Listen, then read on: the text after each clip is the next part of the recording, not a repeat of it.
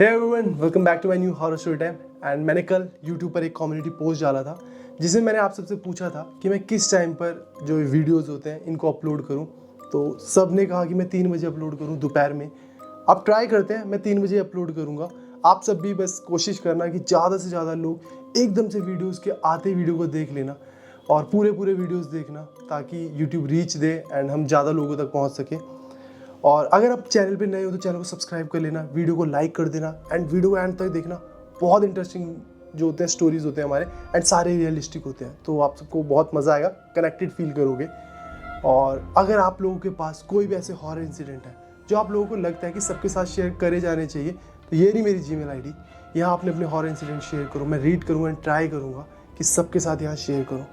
And without time waste करें हम आज की हॉरर स्टोरी को शुरू करते हैं। आज की जो हॉरर स्टोरी है वो काले जादू की हॉरर स्टोरी है एंड ये चंबा की हॉरर स्टोरी है। एंड ऐसा माना जाता है कि चंबा उन जगहों में से है जिन्हें स्रोत माना जाता है कि जहाँ से ब्लैक मैजिक उभरा है, उगा है, वो जगह मानी जाती है चंबा।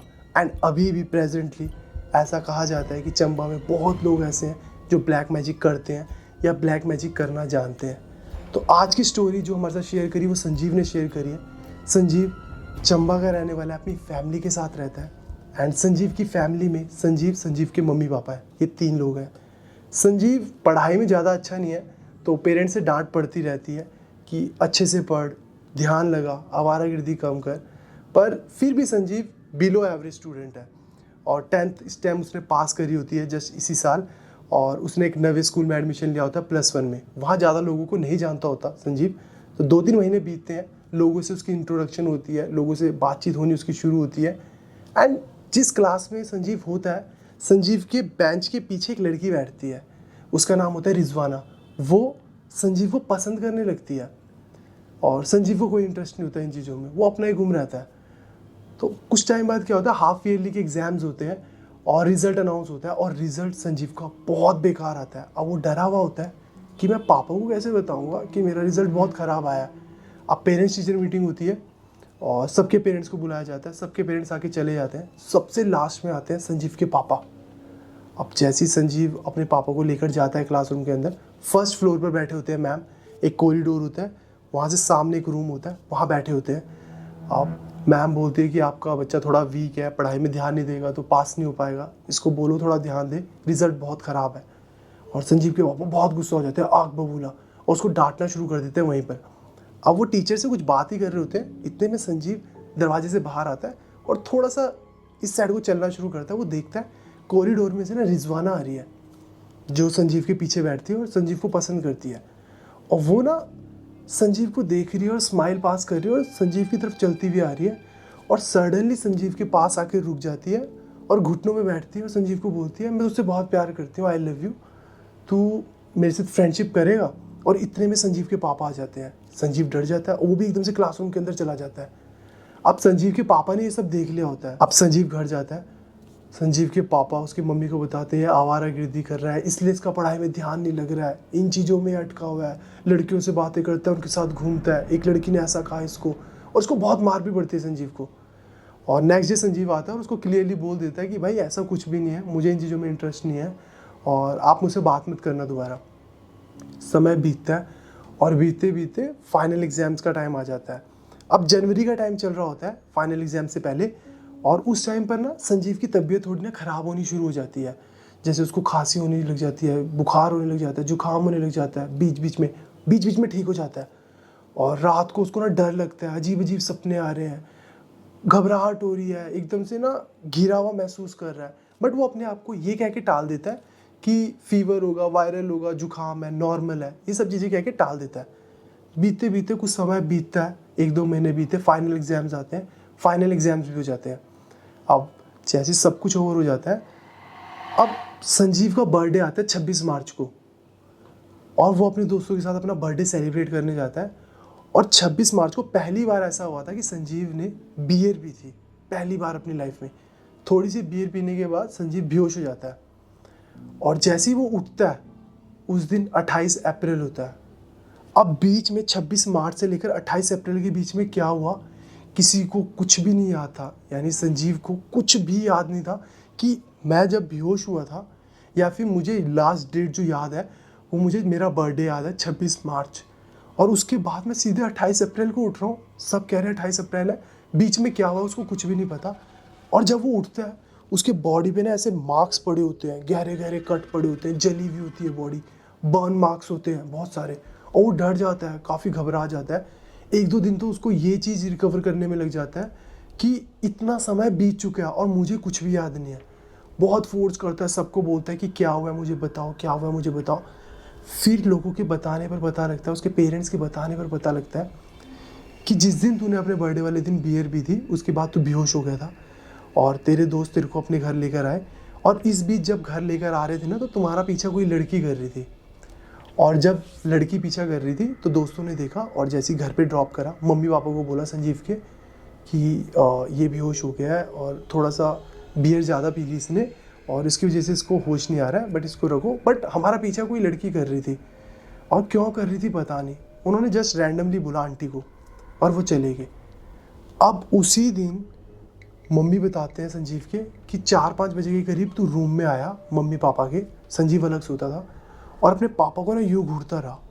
पापा सोए हुए थे, बस घूरे जा रहा है ऐसे, एकटक घूरे जा रहा है। अब मम्मी की ना नींद खुल जाती है और मम्मी उठकर देखते हैं कि संजीव घूर रहा है अपने पापा को। ये बोलते हैं कि ओए क्या कर रहा है, तू सो नहीं रहा और यहाँ पर खड़ा क्या कर रहा है। जैसे ही संजीव अपनी मम्मी की तरफ देखता है वो ऐसे देखता है इतने गुस्से में, अजीब सी शक्ल में, कि आंटी कहते हैं कि मुझे ऐसा रियलाइज़ हुआ उस दिन कि ये मेरा बेटा नहीं है, ये कोई और है, और ये किसी और, मतलब शक्ल भी किसी और तरह की होगी, वो घूर रहा है उस तरीके से। बट आंटी एकदम से उठे, आंटी ने कुछ भी नहीं कहा, उसको बोला तो अपने रूम में जा, अपने रूम में जा। और इसी बीच अंकल भी खड़े हो जाते हैं, संजीव के पापा, और आंटी इशारों में बोल देते हैं कि आप चुप रहो और कुछ मत बोलना, कुछ मत बोलना, जाने दो उसको। तो वो अपने रूम में जाता है और सो जाता है। अब आंटी बताते हैं जैसे नेक्स्ट डे 27 मार्च को उठता है ये संजीव, तो ये अपने रूटीन वगैरह करता है। 28 मार्च को भी अपना रूटीन करता है, 29 मार्च को भी अपना रूटीन करता है, जो इसका चलता होता है। बट आंटी कहती है कि एक चीज़ थी, ये रोज़ सुबह पूजा करता था, बट अपने पूजा वाले रूम में ये अपने बर्थडे वाले दिन के बाद गया ही नहीं, एक भी दिन नहीं गया, ना 26 को गया, ना 27 को गया, ना 28 को गया, ना 29 को गया। अब क्या होता है, 30 मार्च की बात होती है। जो संजीव का घर था ना, इनका ना थोड़ा सा आंगन टाइप में भी था और एक बैम्बू का पेड़ था बहुत बड़ा, और वो ना इनके घर की तरफ को ऐसे लटका हुआ था, बांस का पेड़ कहते हैं ना, वो इनके घर की तरफ को था, छत पर आया हुआ था, तो इनकी छत से उस बांस के पेड़ पे चढ़ा जा सकता था आराम से। अब संजीव उस पेड़ पर चढ़ा हुआ था बैम्बू के, और ऊपर से आवाज़ें मार रहा है बहुत चीख चीख कर। 11 बज रहे हैं रात के, बहुत चीख चीख कर आवाज़ें मार रहे हैं।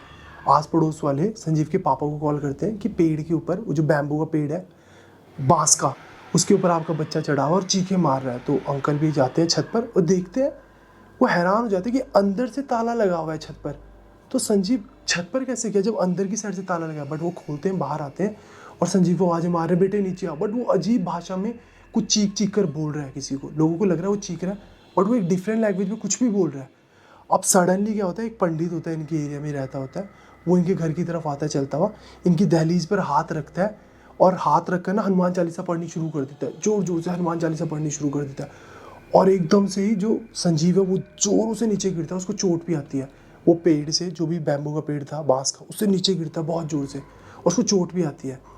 अब जैसे ही वो पंडित होता है वो सारे घर वालों को बोल देता है, आस पड़ोस वाले बाहर आ जाते हैं, सबको बोल देता है कि ना सब अपने अपने मन में हनुमान चालीसा पढ़नी शुरू कर दो, और संजीव के परिवार को बोलता है बाहर पढ़नी शुरू करो हनुमान चालीसा।